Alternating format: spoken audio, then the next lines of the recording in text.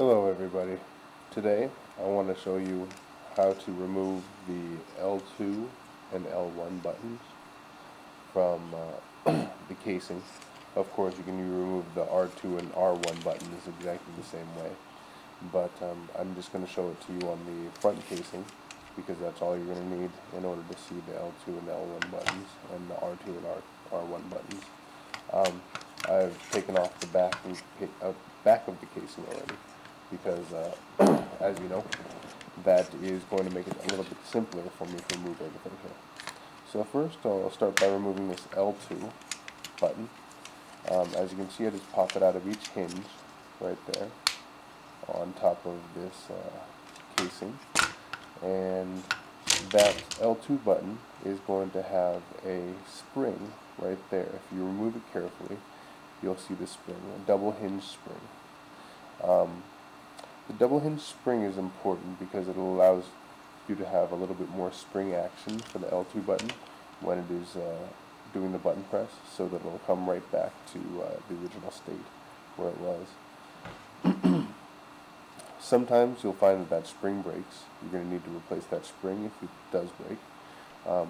Another reason that you would have to replace the L2 button would be because one of the two little plastic pins on the side breaks. So now you'll see that we're left with the L1 button, and then of course we're left with the capacitive rubber mat underneath. Alright, so to take the L1 button off, all you're going to need to do is you're going to need to snap it right back, get underneath there with the finger and snap it right off.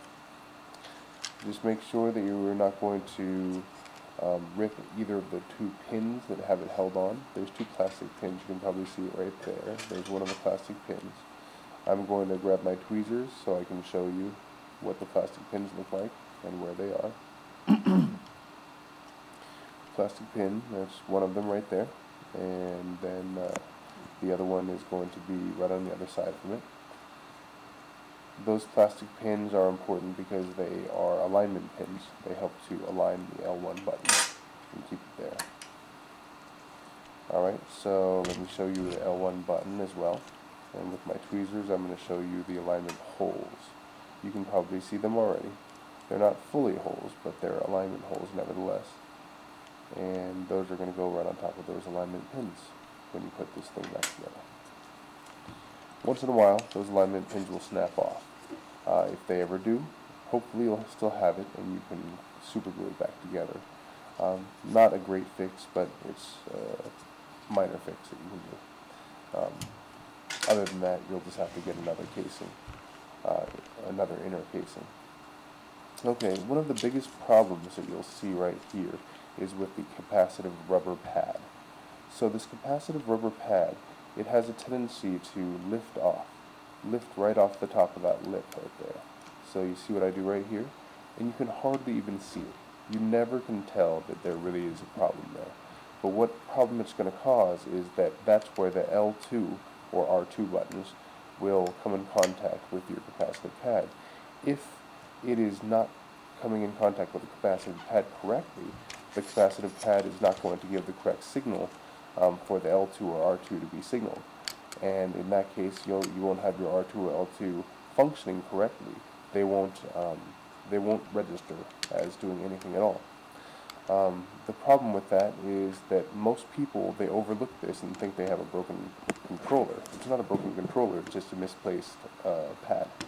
So you'll want to make sure that you check that if you have L2 or R2 problem.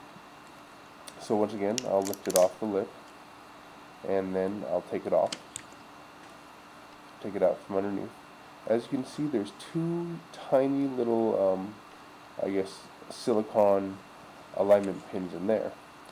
Those two tiny silicone pins have little holes that they have to go into as well to be aligned correctly. So I'll show you on here. You can't really see it exactly because it's rather dark, but there are two little holes. You see those two little holes in the middle? Those two little holes are where those rubber silicone pins go inside of. So I'm going to try to point those out to you. The two little pins right here and right here. Alright, so that's basically how you take this whole thing apart. Now, of course, you can see those rubber pins again, right there. That is what I'm going to hook inside of those two plastic holes right there. So, again, you see the plastic holes? When I get this underneath, on top of the casing, that's exactly how I'll put it right back. So, I'll slip this underneath, make sure to put it underneath first. You'll see what I'm talking about. You need to slip it underneath the casing. So get this right here. Make sure that you have again the plastic, the rubber on the top, and then the capacitive black pads on the bottom. All right, make sure it goes that direction, so you'll get the correct spring action from both of your buttons. Alright, push that underneath, and in order to get it correctly into place, I'm going to try to do this the best that I can. It's a little bit tough when I'm trying to also give you guys a good picture of what's going on here. So, you get that underneath, you slide that back into place, and you've got to press it so that it goes through those two holes that I showed you earlier. And then go underneath. There you go. It gets snug underneath there. And you're going to want to make it so that you can hook it right over the top. Oh, see, when I pulled it a little bit too hard, that's what happens. It'll come off again. But anyway, let's do that one more time. Just pushing it into place. Making sure you get those two plastic pins, or the two rubber pins, through the plastic holes. Then again, you hook it right over the top of that lip so that you're not going to have the L2 button problem. Alright, so once you get that into place, then you're just going to want to put back your two buttons, your L1 button and your L2 button. I usually start with the L1 button because I feel that once I have that one in place, then the L2 slips right into place afterwards. So, let me just snug this up one more time with my tweezers, and then I'll take my L1 button, and I'll put that over the two plastic alignment pins that we were looking at earlier that go accordingly with that L1 button. So now that you have it in place, alright, you can just push it in, and then you get that little spring, and you get a little bit of resistance so it can't come out. After that, pick up this L2 button. If you remember, I had that spring in there, the double hinge spring. So I'll show you once again how to hook that double hinge spring over the correct area of the L2 button. You see we have these two pins on either side. The pin that actually has a little bit of space is going to be the one that we use to put that L1 button, that double hinge spring over. So you see again those two pins. There's going to be one that has a little bit more space, and that's going to be the one that I hook that little spring over, the double hinge spring. Alright, so the double hinge spring just falls into place on that side. Put it inside on that side, and then you have the leftover side, and you want to make sure that you turn this around and put it into place on the two plastic hinges that are right here.